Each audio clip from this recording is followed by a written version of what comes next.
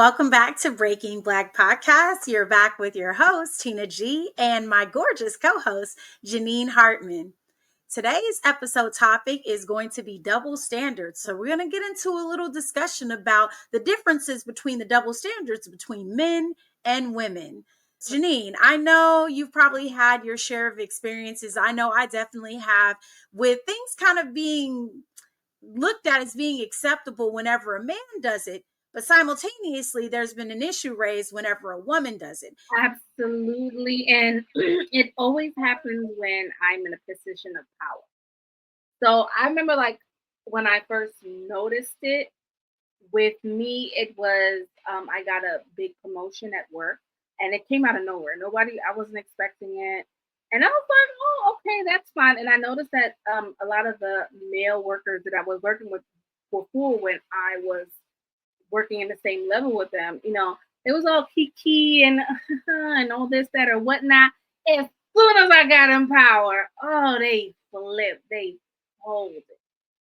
And I was like, this is why we are ruthless when we are in positions of power, because we have to be. I actually had a male who used to be a coworker, and now he's he was working under me, try to get me in trouble with somebody that was superior with me over something. I honestly did not know why, because I was just confused, and I'm just like, is your goal trying to take my job? Because you could never, not even on your best day. And it was, and the thing that was, I think it was very stressful, and I did leave that job because I felt like I wasn't being protected. And not only from men, but all different sides. But I just noticed that when I was in a position of power, people definitely switch. I did notice that. So, and I did notice myself, you know what? I got to think about me. I got to think about what's the goal of the job. I'm not here to be friends. But I was like, the only thing I was just like, do y'all notice this? Do you see what's going on? And I was getting a barrage of hate. And then after, people would tell me, oh, it's because so-and-so said this about you. And it's just thinking, you really believe that? I was actually withholding pay. Why would I do that? I'm not even allowed next to the pay. They actually kept me from the pay because I found out that they were paying people who weren't really working there. It was a big scam, girl. It was a big scam. So, I just learned to be a little bit more ruthless. I'm not here to make friends in position. I'm just here to do what I have to do. And I learned you can't control what other people got to say about you. I would say that was definitely a learning lesson. What about you, T? You ever been in a situation where they had to find you or they came at you? You had a duck. Now, it's interesting because when it comes to the workplace, I, for one, I will be honest, I have been known to use my feminine wiles in the workplace. So I definitely think that I err on the side of sometimes when I'm at work, I'm just it just makes my job easier to be a little bit more smiley and a little bit, warmer, gentler, softer. I think a lot of times. But I have been in a lot of management positions where I think that because I've worked with a lot of beta males, I'm not sure how this works out, but traditionally I oftentimes am paired with what you would typically call your beta male. And so it's almost like the male that wants to partner up and kind of be told what to do to a certain extent. So I haven't really encountered where I've felt that in the workplace, but where I have felt that is specifically working in, behind the scenes in entertainment. So when you're working as a writer, you're working as a producer, administrative producer, or anything where you may be working in an environment that's predominantly dominated by men. That's where I've definitely seen that my voice oftentimes, is kind of dwindled at the table, and I almost have to kind of fight for a space to be heard and to be respected. Even in, coming into my own and developing and creating and producing this podcast, this is one of the primary reasons why I really wanted to give women a voice in this particular space, because I feel a lot of times when I was coming in and working in a producer or co-producer space, like I definitely kind of had to, deal with a lot of pushback for my creative ideas, my input. Even just the years of experience that I have not being looked at as the same, where a man would get invited into the room and it would be literally like his first project. So, yeah, I've kind of experienced some, some biases and some, I say double standards in the sense that if we're looked at as professionals and somebody has more experience, but they're in a female gender, and a person has less experience or less expertise, but the only reason why they're allowed in those spaces is just because they're men. I think that says a lot about the double standards that we even have, within our industry. But I do want to go to a video that I saw that kind of touches on some of the things that you mentioned, and I'd like to hear your thoughts about this. Hey, mamas, popping in to talk about the double standard that women leaders face, particularly black women and Kamala Harris. So let's get into this. First of all, this woman served as a senator, as attorney general, and as a district attorney. Now, that is a hellified, impressive resume. But some folks would want you to believe that she either is not qualified or did not earn it. So apparently DEI, instead of standing for diversity, equity, and inclusion, now stands for didn't earn it. But that could not be further from the truth. Is the idea, the very idea that a black woman who has had all of these positions in elected government capacity, who has served her pretty much entire adult life as a public servant, is not qualified to be president of the United States is ridiculous. What it means is that people who are very uncomfortable with women of color and black women being in leadership positions move the goalpost. Well, what are your thoughts about that? Girl, I got so many thoughts. I have so many thoughts, but she's absolutely right. They always move the goalposts, like, and I always go back to that scandal episode where her father is telling her, "You got to be twice as good to get half of what they have." And I have to just say, like, thank you to like my people in my life, that's my father. Like, whenever like I feel like, can I do this? He's like reminding me of my credentials, like, what you can do X, Y, and Z. And also it could be culturally, because like within our culture, the women are in charge of the household. Like, the women, that's it. That's the first say. That's the final say. The men are there. It's like security. They like the military. The women are the president, the senate, the Congress. The men, the military, they the Navy, Army, all of that. They hold that woman down, and vice versa. So that's why I'm like, we really could have gone another way. But people, want to stick with what they know. And I think sometimes they're scared. They are scared. A lot of times they're scared and they are intimidated. And there'll be times where honestly, like when I walk into a room, I walk in like, also because of my experience and because of just how I was raised, I always walk in like a gangster. Like I just walk in and I see a lot of, if I see a lot of men, clearly you just got here because of who your daddy owns or who your daddy paid off. Like I already know I'm more qualified than you, or you already have that mindset in me. So then when I go like do what I gotta do, I'm just very direct. And I just noticed that as a woman, like it's funny, like you brought up like, you're polite and all that. And I don't know, maybe it's like just a New York thing. Like I just feel like sometimes that's taken advantage of. So like I only do that when I'm like, if I really need something. Like oh my gosh, lost my metro card. Men will help. But when it's like anything we're in professional setting, oh, I'm like direct. I could be probably seen as like mean because like my face, or I'm just like, yeah, I don't like that. I'm not trying to kiki because I don't want any mixed messages. I don't want you to think, oh, she's playing hard to get with. No, no, no. Because I've had that situation where I think I was too nice. And for me, nice, it was just like, hey, kiki, small talk. But for some people, depending on who they are, they may see it as another way.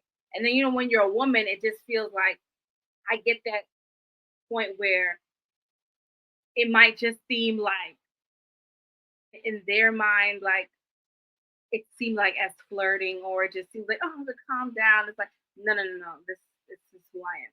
And I think also bringing back Brooklyn, like I think it's also. I remember my father always said, he's like, Janine, when you go out on the street, don't talk to nobody, don't say hi like that, unless you know them, of course. But like for strangers, like don't address them, give them a face, like because he was like on the train, they will bother you more.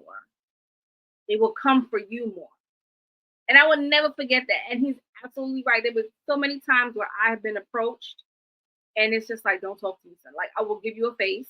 That's the thing where, like, I feel like as women, we have to be like extra strong, extra this, extra that. And a lot of times it gets exhausted and like overstimulating.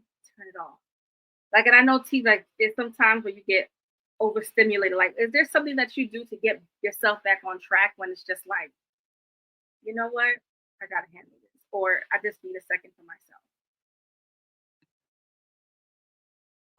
There is. I think like if I'm in a situation like that and I kind of just need like a calming moment, I saw in an interview where there was I believe like a psychologist saying that there's a technique where you can look at various different things in the room and basically call attention to those items, and it kind of like refocuses your brain. So it's like almost like if you're seeing a painting on the wall and you call out something on the wall, call out something on the desk, like it's almost tricking your brain to have a central focus on one thing so that it takes your mind off an emotion that you may be feeling in the moment. And so I will silently do that. There's times when I'm in the room and I feel that way. I'll just like kind of do that with things in the room. And it's like nobody knows that this is happening, but I'll use that as like kind of like a calming mechanism for myself just to kind of refocus. And to your point, I mean, you mentioned just like even,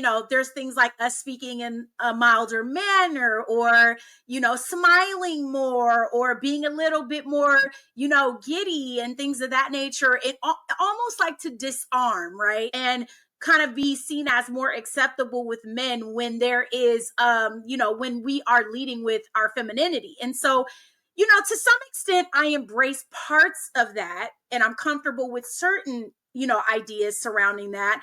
But I also feel like whatever I'm feeling in the moment should be deemed to be acceptable. And to the point of the video, I think as women of color, as African American women in particular, there's sort of like a higher expectation of the way that we need to carry ourselves, speak, and behave in order to be considered to be acceptable. And even if when we are, pillars of Black excellence and we are achieving in those spaces, there are still things that other people look for to try to discredit our achievements or our accomplishments. And so I've always found that to be sort of like an astonishing thing. I feel like, when is there going to be a time when we're going to have to stop fighting for that space, when we're able to just live in that space freely, as everyone else is, and be accepted for the excellence that, that we exude, right?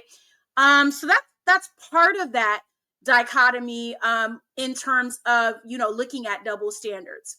The other thing that I wanted to ask you about is like, when it comes to love and romance, I feel like there's also a lot of gender biases surrounding that. Even just the way women date, if they want to be monogamous, if they don't want to be monogamous, if they're dating multiple people at a time, things of that nature. When it comes down to settling down, getting married, or having a family, these are things that I feel like are definitely, there's a double standard that's presented between men and women. What's your take on that?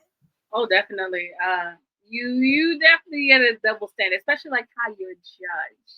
There is definitely a double standard when it comes to judging Black women and other cultures.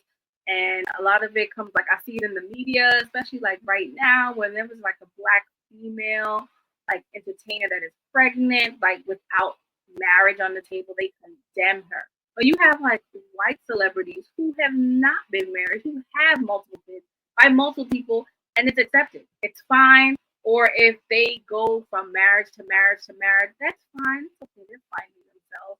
But people would like quick to condemn like Halle Berry or like J Lo for like multiple marriages. Like it's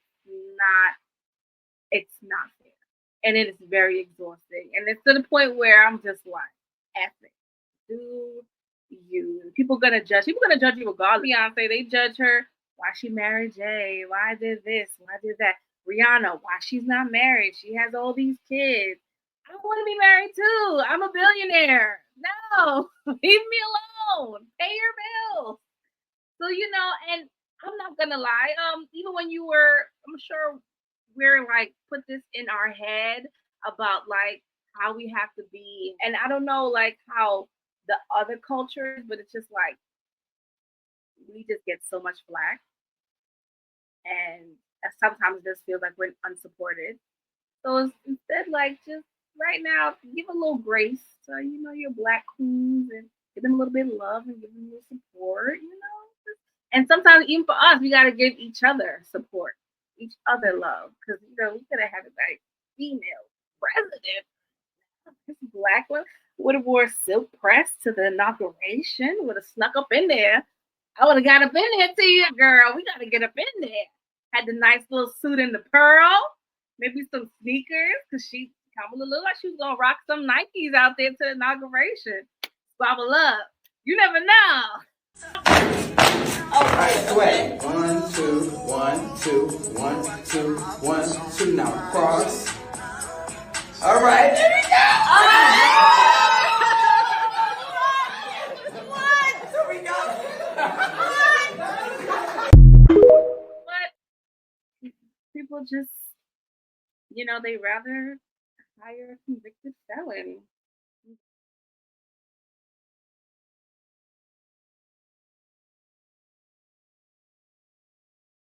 Vote for him. And I just noticed that like Trump won each time when there was a female opponent.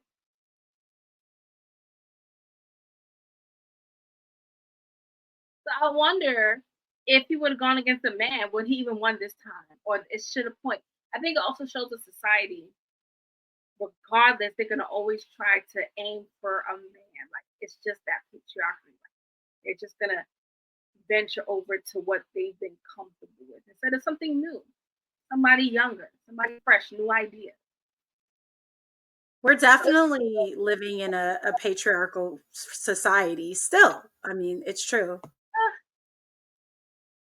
I actually saw another discussion about just sort of the differences between our double standards. And this time it's from a male's perspective. I'm going to play the video. We'll come back and we'll have a chat about that. You know what I find odd? How certain things in the world are only wrong when men do them. For example, if a 40-year-old woman likes men in their 20s, then she would be seen as a cougar, a MILF, she'd be seen as sexy, and it's praised. But if a 40-plus-year-old man likes women in their 20s, then she would be seen as a creep, a predator, and a groomer. It's only wrong when a man does it. Women can body shame men all day, every day, from their hairline to their height to their weight, all the way down to their penis size. But if a man mentions a woman's body in any way, shape, or form that's not positive, specifically weight, the entire world is in an uproar. It's only wrong when a man does it.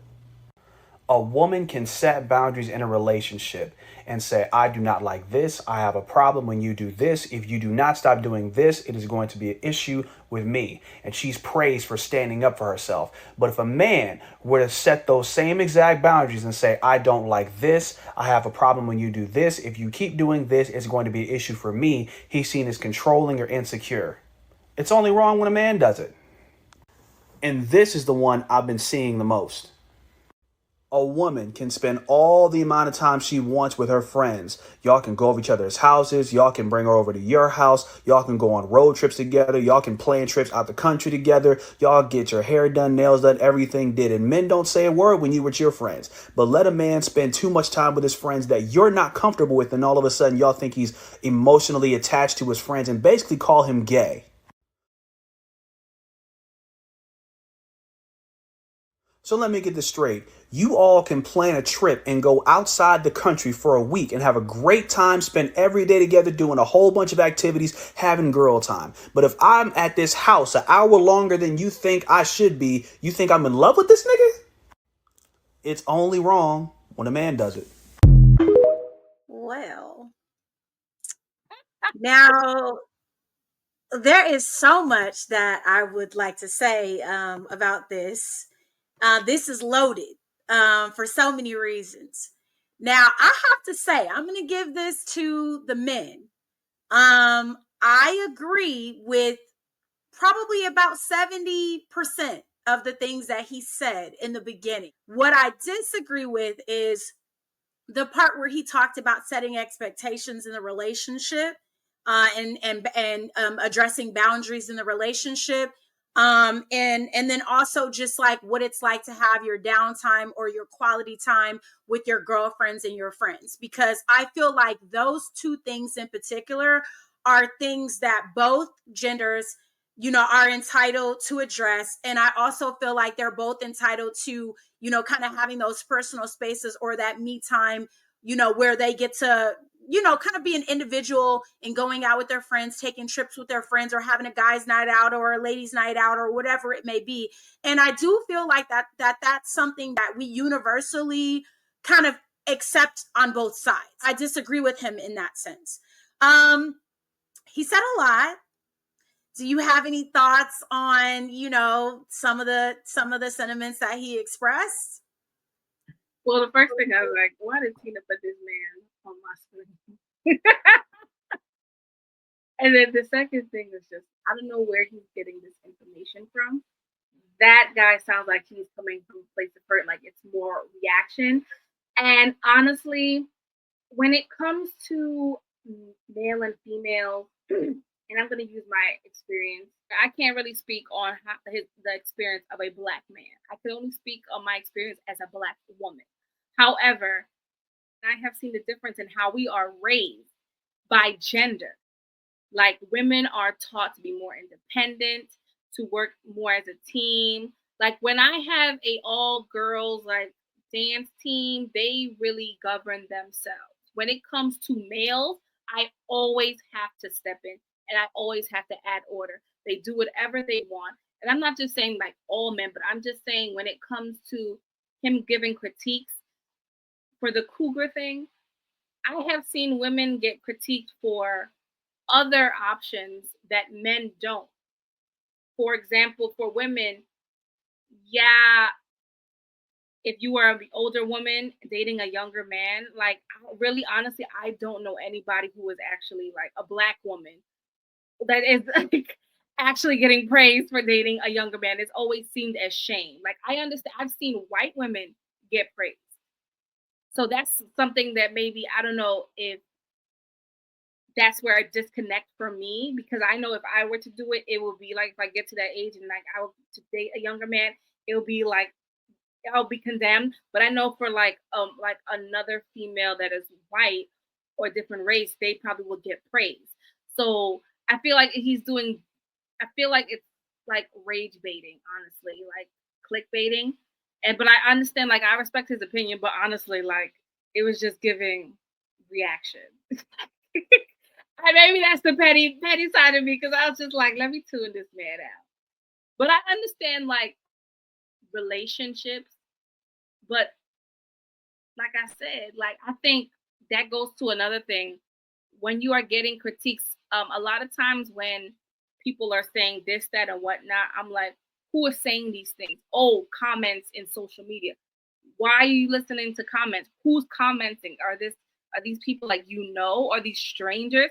There's sometimes just randomly just going with the flow. And if you're going on a negative crusade, it's gonna add into it, it's gonna put fuel to the fire. So I'm just literally confused when it comes to topics like when people are talking about, oh, so and so says, who said it? Who said it? I want to know. Oh, it's in the comment. Then it doesn't count unless somebody is coming to you and saying it. I get it. And the only reason why I mention that is because I remember like thinking they were like, I think I saw a post about men feel like certain way about women, like, oh, like the 50-50 thing. Like you have to pay for dates and this, that, and whatnot. Every time I am around anybody that's going on a date, the men always pay. So I'm like, where who where are you getting this information from? Like, are you fabricating it? Like, is it just your experience? Like, I know that's the only thing where I'll be confused on. Like, I don't know, T, that like that happens to you. Sometimes what's going on social media is not what's going on in real life to reflect it. I get what he was saying, and I understand that you agree more with him than I do, but like I just feel like sometimes we need to be careful of certain like rage baiting because it could quickly like lead to argument. Okay, so there's a dichotomy there for me. To your defense, I think that there is a juxtaposition with what he said in terms of, for example, when he talked about the capability of men being able to date younger women versus women dating younger men, it being accepted in society. When women go out and do it, they're just cougars or whatever, but when men do it, they're seen like in a predatory nature, right? I think to his point, that's valid. That's a valid point of view that he gave. The juxtaposition of that is we are in a very over sexualized space as women. We are the ones who have a larger scale of being addressed based on the way we dress, the way we look. Even with men not accepting, advances towards us or thinking that they have the privilege of being able to, see our photos online or ask for, inappropriate exchanges and things of this nature. Even just dealing with assaults and things like that, they happen to men, but they happen to women at a higher rate, a much higher rate. And so to his point, while certain things are acceptable, one could also argue that in those same veins, that women suffer at the hands of men more frequently. The other interesting thing that he talked about was body shaming. That was one of the things that I agreed with also in the terms of like looking at men who are overweight or balding or men that you might deem unattractive, versus when women are called out on those things, losing their hair, gaining weight, things of that nature. It's like we talk about body positivity and we try to like celebrate that. We see male pattern baldness as like a decline. We see alopecia when women lose their hair as like a championing, them for there being a variation in what they look like, right? And sort of not looking at that as a negativity towards their appearance. So to his point, I actually understand where he's coming from in that space. I do agree that I think certain conversations that we're seeing in the media are moved from a place of hurt, and they're more of an individual idea than they are a collective idea. And it's sort of like what men have individually been experiencing and kind of what they're sort of attesting that all women do, if you will. And I don't necessarily know that I agree with that, but I will say this. It's for the sake of the conversation that we talked about the fact that I agree with some of his points that he made and that you disagreed with a lot of points that he made. I have seen in previous videos, and even when we touched on this subject in, our gender roles 50-50 episode that we did previously, was that men often say that when they're expressing themselves and how they feel, that women don't take the time to hear them out and to really process what it is that they're communicating. We kind of automatically just kind of dismiss their opinions, or dismiss their emotions or their feelings. And so to that point, I know it's a little bit of a taboo question, but do you think that there was anything that he stated that you feel like, oh, I do see his point of view and I can agree with that? And what do you have to say when men often say a lot of times that they aren't heard or that their opinions are dismissed or that they're not expected to be understood the way women are?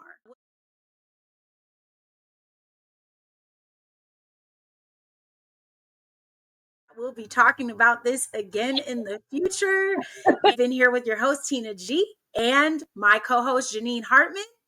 Please make sure that you stay tuned. Follow us on all social media at Breaking Black Podcast. And you can stream our show on YouTube, Spotify, Apple Podcasts, Amazon Music, iHeartRadio, and Pandora. We'll see you soon.